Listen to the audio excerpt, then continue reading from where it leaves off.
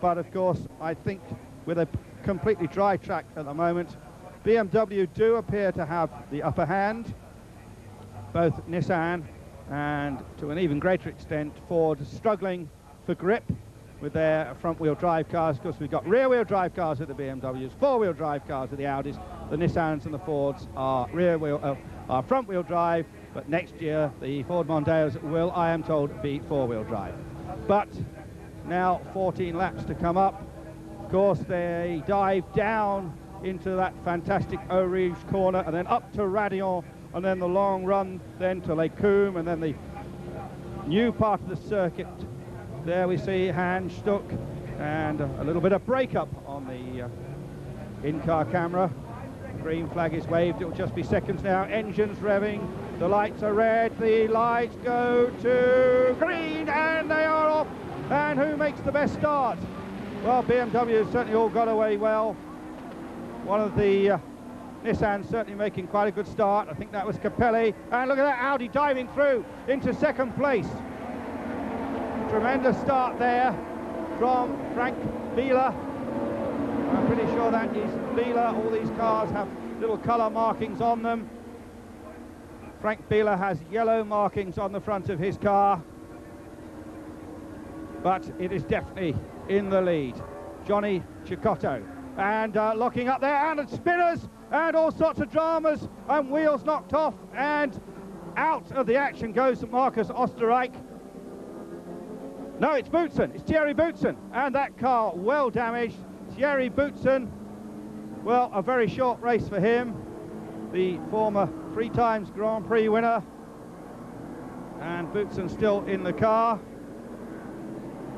So this race starting with a major incident. Boutsen walks away, definitely not very impressed. Couldn't see at the back of the pack exactly what happened there, being collected by one of the back markers. So an exciting start. And BMWs, and that's Emanuele Pirro there in the number 5 car. And in fact, it's Alex Bergstaller who is leading. Bergstaller is leading from Cecotto, and then we have Frank Biela.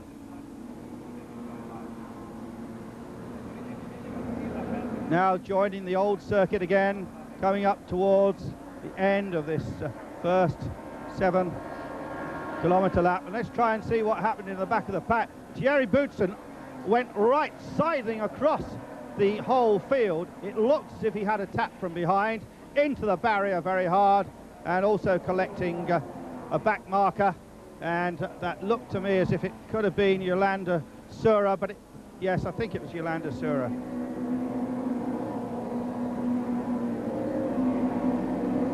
In fact, it wasn't, it was Peter Cox.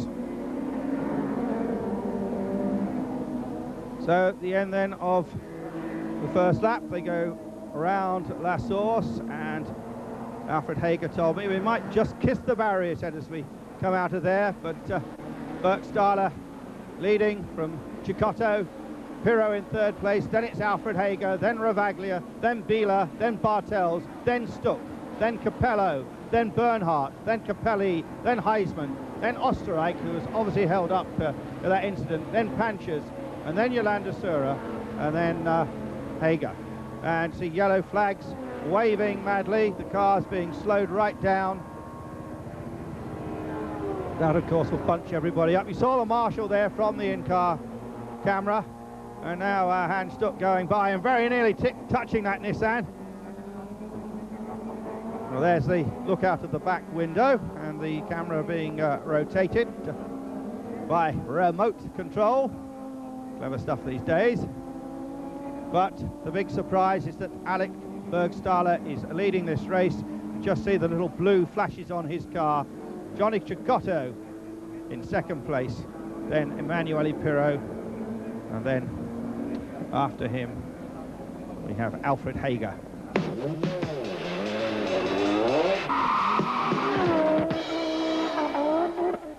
I think there's no question about it that Marc Sura, the BMW competition chief, the former Grand Prix racer, will at some stage in the game give instructions over the radio to Alex Bergstaller to let Johnny Cecotto past him, but right now he's enjoying the glory of leading this race, the first time he's led a round of the German Touring Car Cup. Like a number of the other people in this race, he was dicing it out at Enna in Italy last weekend, where he actually finished 6th in a race run by the Alfa Romeo of Tamburini, with Johnny Cecotto finishing 2nd. BMW also in the running there in that particular championship. BMW's, of course, racing all over the world, also competing in the Japanese championship. In the British championship, the Schnitzer team, which is racing at Silverstone today, the penultimate round of that series. I understand that Tim Harvey in the Renault is on pole position there at Silverstone.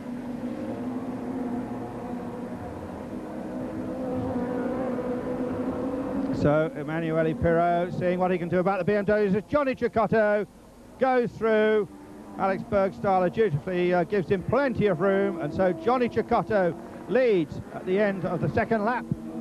In second place then, Alex Bergstaller.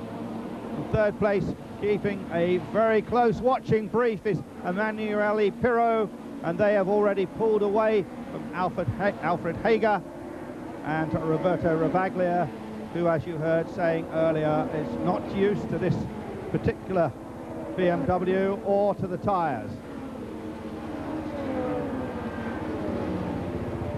At the start of the third lap, the gap was 0.26. It looks much closer than that as the Audi goes through.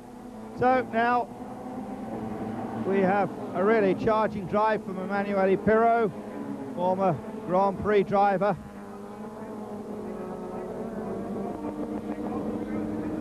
So Bergstaller's gone from first back to third, and without question, in these particular conditions, dry but overcast, there is a pretty close contest between the best of the BMWs and the best of the Audis.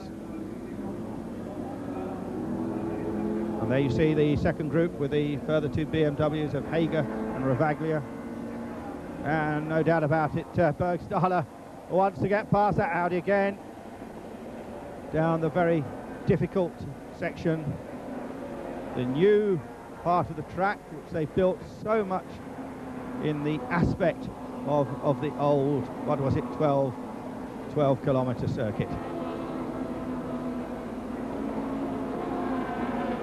I did a couple of laps around here in the dust last night, and it really does put your heart in your mouth going down those sweeping section, because there are some very steep declines down there, and the corners just seem to go on, and they follow each other in a very difficult and not very rhythmic way. You really have to be very, very accurate with the apexes. You have to be on exactly the right part of the road. So Bergstaller tries down the inside, locks up, and he's going to go. Oh, Bergstaller making a big mistake. Goes across the grass and will drop, well, it's only dropped one place. But Bergstaller too late onto the brakes. And so that gives a bit of a cushion to Emanuele Pirro, and it also gives a cushion to Cecotto, with still plenty of action. And a lot of shuffling there between the best of the BMWs and Audis, but very definitely Johnny Cecotto in the lead. Pirro is second in all that nonsense. Alfred Hager moved up to third place. Frank Wieler is now fourth. Ravaglia is fifth. Bergstaller is sixth. Bartels in the best of the Nissans is seventh, followed by Capello and Stuck. As we see this all in slow motion, pretty obvious what happened. And he only just missed those tyres too. There may be a 10-second penalty for that shortcut. We'll have to wait and see. But Alex Bergstaller, having led this race early on, the tall young German getting his big chance this year, being drafted into the team. And there we see Ravaglia's bonnet flapping.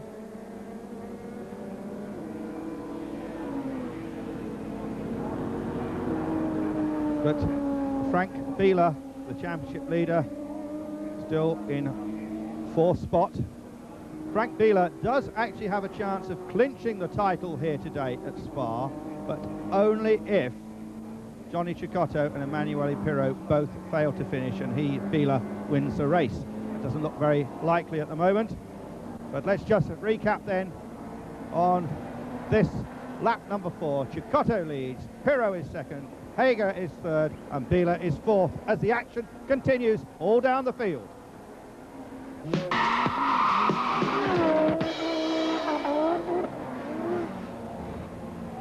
Back at Spa, in your picture there, Michael Bartels.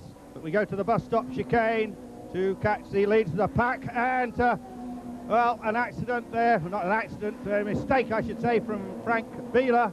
Biela just popping in too close and scattering those tyres. Frank Biela really trying hard, this big train of cars battling over 4th, 5th, 6th, 7th positions. Michael Bartels said there, very much in that scrap now.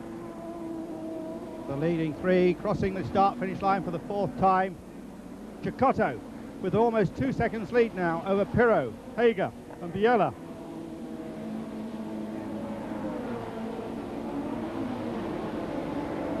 Here's that incident, the chicane. You see there, those tyres scattered. Frank Biela just taking it a little bit too close, and the tyre wall now being rebuilt by the efficient Belgian marshals. Well, Frank Biela, you don't usually see too many mistakes from him. He's a driver that is smooth, and that's why he gets so much out of this car. Frank Biela, former DTM champion, just turned 30, and certainly one of the best touring car drivers around.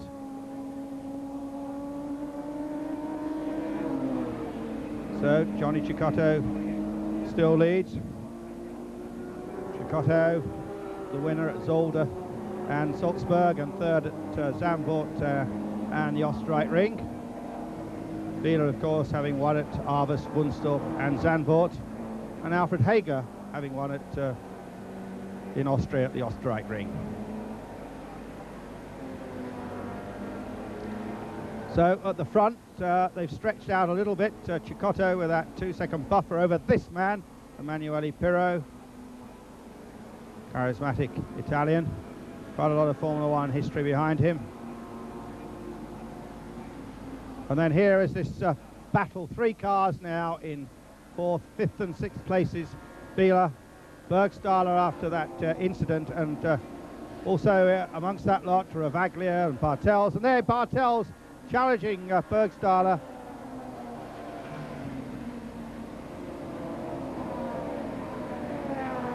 And smoke coming out of the back of that one particular Audi. That doesn't look too promising at all.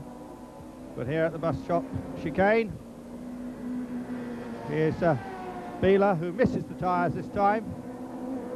And Biela has Capello behind him now. Dindo Capello at the back of that group with the pink strip across the windscreen. There is Capello, and there's the pit signal for Johnny Cecotto. You're in the lead by 1.9 seconds and 3.8 seconds ahead of the championship leader, I would think. Pit board still being used, even in Grand Prix racing, despite the radio communications from pits to car. It's a nice backup, and there's never been any question of not using the old-fashioned pit board, which hasn't changed that much in the last 15 or 20 years. But as you see, still a very tight field here. And Michael Bartels seems to be the one that's on a bit of a charge. Michael Bartels, the girlfriend of Steffi Graf, who obviously was in a big contest yesterday. And I suspect that Michael's been on the phone to talk about all the happenings at Flushing Meadow. And still that Audi of Biela pushing out smoke, and that is very worrying indeed.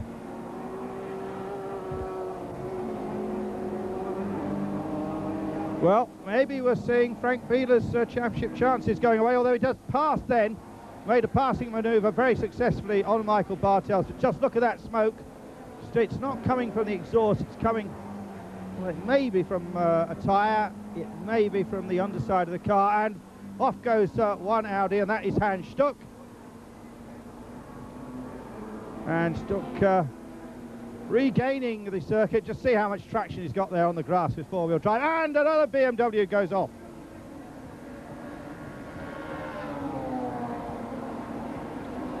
Just trying to see which one of the BMWs that was. I have a sneaking suspicion it was Cecotto. They all look the same, these BMWs. Oh, there is, in fact, Cecotto in the lead. So which one was that? Well, we'll have to wait and find out for a moment.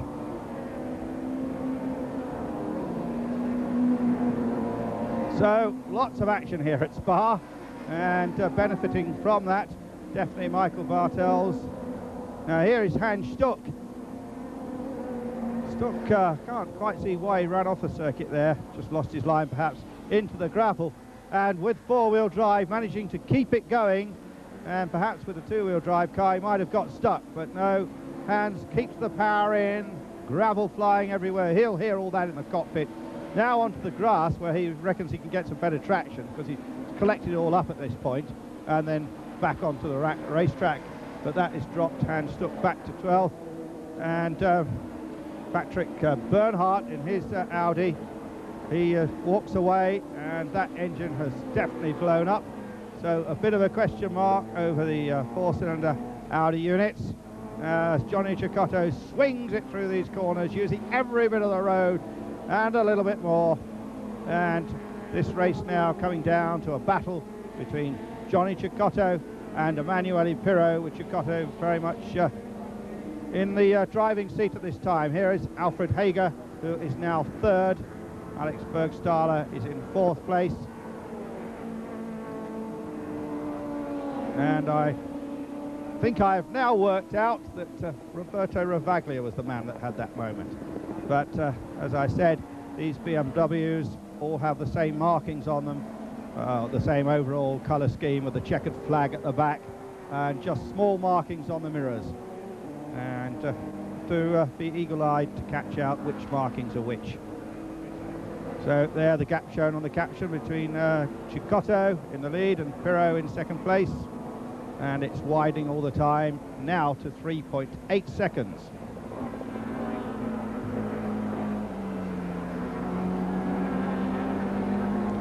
In the Audi pits, they're obviously concerned. The championship leader, Frank Bieler, has regained fifth spot, but he won't be very happy with that.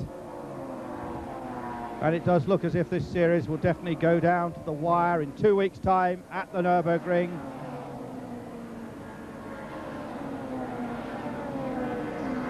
Into the bus stop chicane again.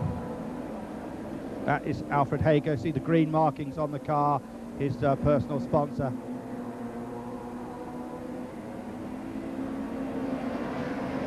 Hager, I must say, has been having a superb season. And a very popular man with the press, always very helpful. And then there's Bergstaller, the youngster who won the Spa 24 hours with Roberto Ravaglia, and Thierry Tassin, who has been racing here earlier today in another BMW in the Belgian Pro Car Series, a race in which he won, leading home his teammate Marc Duez. And the BMW is now running absolutely side by side, and Bergstaller with perhaps a little more horsepower. Hager on the left, and Bergstaller way out there and going the long way round, and indeed moving up a spot. So Bergstaller it is now in third place, and those two men, Frank Bieler, would dearly love to get by. And there you see all locked up, Hans Stuck, car number 44. And Hans, after all those problems and the heartache he must have been through over the previous week, says he can completely concentrate on the racing, but well, we have seen him make a couple of mistakes. The great Le Mans veteran, man who raced in Formula One, of course, with Brabham and with also with March. And there's the famous crash helmet, the blue with the white stars around them. But Frank Biela there, and there we have BMW's team management with Mark Surer and the sponsorship manager and the PR manager all watching the screen together. BMW, of course, sponsored by FINA, the Belgian-based fuel company. And they support BMW all around the world. Well, Johnny Cecotto, the former motorcycle world champion in the 350 class, also won the Formula 750 category at World Championship level back in the 70s. Great friend of Barry Sheen's, of course, guy that came over as a little more than a teenager and won the 350 title in his very first year on a Yamaha. Sponsored for many years by Andreas Ippolito, the Venezuelan importer of Yamahas. Johnny, of course, from Venezuela, now lives in the Treviso area of Italy. And that Audi, meanwhile, continuing with the smoke coming off it. And, well, that must worry Frank Biela, but at least the car seems to be continuing at unabated pace there in 5th spot.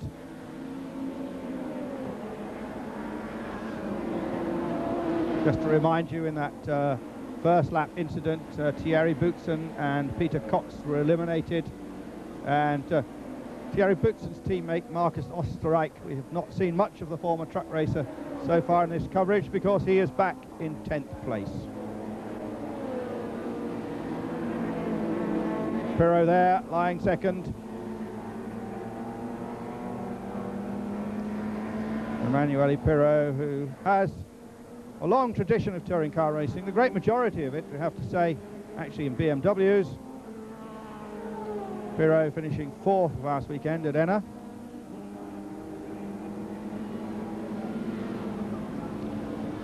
So the 9th lap they're working with the order: Johnny Cecotto, Emanuele Pirot, Alex Bergstahl in 3rd place, Alfred Hager is 4th, and the championship leader, Frank Biela, is only in 5th spot. Calling it the German Touring Car Cup isn't exactly accurate. It's getting quite close to being a European Touring Car Cup. But with the red mirrors, it is Johnny Cecotto, the camera foreshortening his lead over Emanuele Pirot, and indeed Pirot's lead over Alex Bergstaller. Then it's Alfred Hager, and then there the smoky Frank Biela. And it does seem to me that that smoke is getting a little worse. I wish I could see exactly where it was coming from. It's possibly from some kind of engine or gearbox leak with the oil going onto the exhaust. Difficult to tell. I'm sure the Audi technicians are also watching that, and they'll have a reasonable idea of what the problem is, but it certainly isn't hampering Biela's speed by that amount. And of course Biela will need to get the points. If it's a very serious oil leak, well, they're going to tell Biela, just stay out there and hope it doesn't blow up, because you need the points. And it is getting worse. It is definitely getting worse, and I would say that the chances of Frank Biela finishing this 14-lap race are pretty slim now, but he'll just keep going. And sometimes mechanical things are absolutely marvellous and they just hang on when they really shouldn't. So let's just wait and see what happens in that particular situation. But from very early on in the race, it's been Johnny Cecotto, and now Emanuele Pirot is really getting pushed by Alex Bergstaller. Bergstaller tries for the inside, and Bergstaller goes through, and Pirot's off on the grass. There are flames from under the car as he grounds it on the curbing. And BMW now 1st and 2nd. Pirot is 3rd.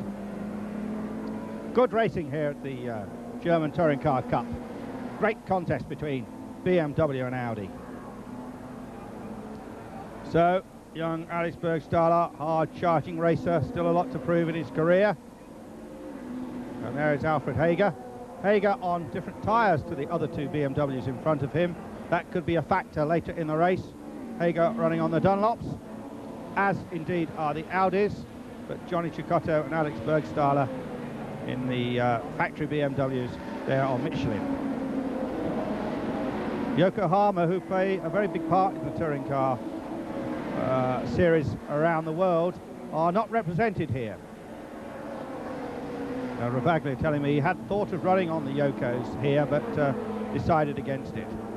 And still this battle continuing, and Alfred Hager now moving up, and Hager in front of Pirot, and Pirot will almost certainly be instructed to wave past Frank Biela. It's that time in the season when team orders really do matter, when championships are at stake, and championships are what major motor manufacturers like to advertise, and these campaigns here costing these manufacturers a great deal of money. But it really does look as if this series will go to the final round at the Nürburgring in 2 weeks' time. Cecotto now with an 8-second lead over teammate Alec Bergstaller. And there is Biela. Well, it is still going. Lots of smoke. And the smoke is, of course, burned oil. And when all the oil is gone, there is only one thing that can happen to the engine, and that is it finishes up a load of molten mess, probably with a lot of broken pieces. Well, let's hope that that doesn't happen here, because Frank Biela has unquestionably been one of the stars of the series. He dominated the early races, winning, of course, at Aarhus and then at Wunstorf, just walking away with those races. But subsequently, after the rules were changed, still an excellent win at Zandvoort too.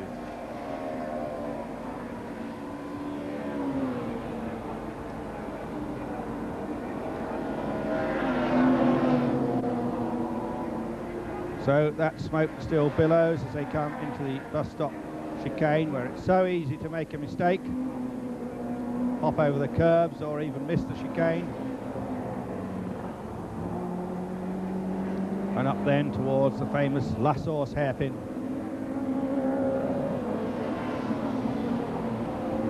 There you see Cecotto crossing the start-finish line.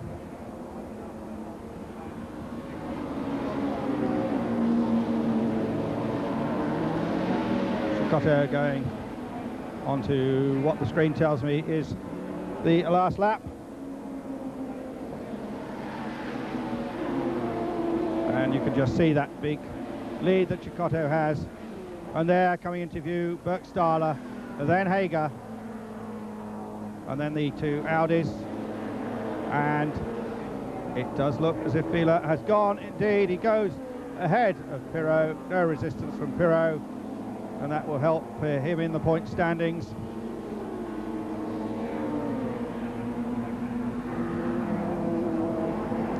Eight points for fourth place is about all he's going to get. And for a win for Cecotto, there's 20, so that will really reduce the margin by a considerable amount.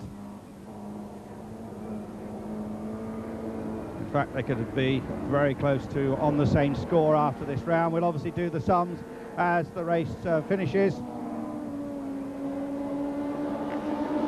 But superb drive by Johnny Cecotto, guy who could have done so well in Grand Prix racing, but of course had that terrible crash at Brands Hatch which damaged his legs, racing for Tolman.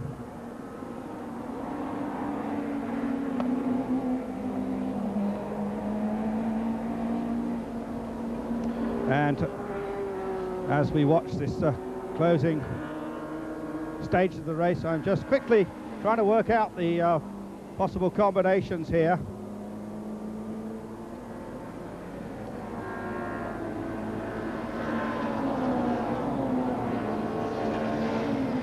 And in fact, I think we could still have Biela in the lead of the series by some in the region of 8 or 9 points. But nevertheless, this race has been all about Johnny Cecotto.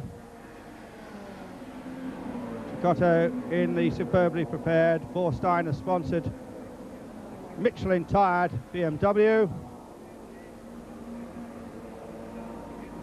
Checkered flag awaits, and Johnny Cecotto is the winner. Mark Sura has a broad smile on his face, as do the other team personnel, and coming to the line and making it a BMW. 1-2. And in fact, Alfred Hager just nipped past Bergstaller. So big surprise, good drive by Alfred Hager. Beeler just makes it. And following Beeler home, Pirot and the rest of the boys, there you see the Nissans and Fords coming through. And the result, Johnny Cecotto, the overall winner. Alfred Hager second, Alex Bergstaller is third, Frank Wieler fourth, Emanuele Pirot is in fifth spot. Then another Audi of Dindo Capello. Michael Bartels finishing seventh. Roberto Ravaglia brought in to help Johnny Cecotto, finishing down in eighth place. Ivan Capelli, we saw little of him, finishing ninth, and Marcus Osterreich 10th. And, well, you can see climbing immediately out of that damaged Audi. So obviously